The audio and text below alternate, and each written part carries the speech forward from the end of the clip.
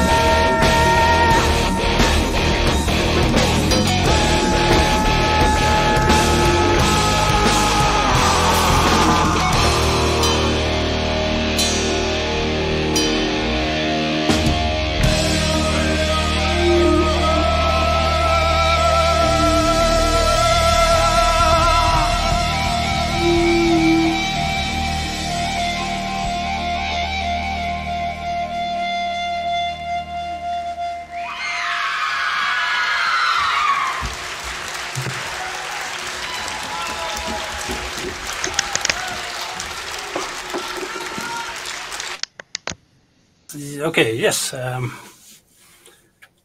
Okay. please talk something. I really, really, really enjoy when bands have the boldness to try to do something different on stage, which they definitely did with all the free dancing going on in the background. Really cool. And I can't remember the last time you played this band for us before, but I liked the what do you call it, relationship between traditional metal and native use of instruments, and yeah, this was cool. Yeah, we listened to Voroh, I think this you pronounce it, that song about hunger in Ukraine, that video that you thought was so fantastic with. Yeah. Yeah, Now I remember it. Yeah, yeah, cool. yeah. So yeah, I agree. This kind of performance make you want to see them live. If they can have this kind of, it's. I love when there's so much going on stage. Andreas, Yeah, Yeah, I like this very much too. Also, this mix between traditional folk music instrument stuff and metal. Sound isn't that good, so I think it could be a different experience live or so. But I wonder what's going on here. This is some kind of mythological story, I suppose. yeah, I think so. But I don't it's know. like they are manifesting this story with acting on stage. Like Yeah, I think so. Well, I can't Ukraine's. How do you say it? Like that? I can't the language. I sadly can't so much about the long history, but the Motanka, the name itself is from that doll that have 5,000 years of history. So and the last song was about this genocide that was made by Soviet. So I think they doing music about his Ukraine history at all. yeah, So that and makes sense. and Uh, you can hear it. Um, yeah, and as you said, the sound isn't the best. If you hear this recorded, it sounds so much better. But I want to. But this kind of performance is so cool to see. yeah, So I think this it time is. it was okay with the sound loss, and I think. Yeah. I just mean the experience could be different Yeah, when yeah, I think massive to be sound. there Yeah, exactly. and But, I think but and I don't know how it is to record live music all the time, but some kind of music and get balance in it is harder to do in a good way, and I think this kind maybe is a little bit to get a good balance between the traditional instrument, between the metal and the. I can. It's not just to tape record and hope for the best. no. Yeah, I Uh, also think it's interesting. I suppose I don't know the language either, but this to me this obviously is like an historical, uh, something that everyone knows in the country, mythology or some famous play, something like that. It's like making a track and a performance of a Midsummer Night's Dream, something like that. It something, and then it's it's it's obviously very nice and flowery and summery in the beginning, and but you have this guy with this, you know, not the yeah, drum but beating on this wood thing, and then the in the end the monsters comes there, the which is I suppose is death. Yeah, yeah. It's hard to say, and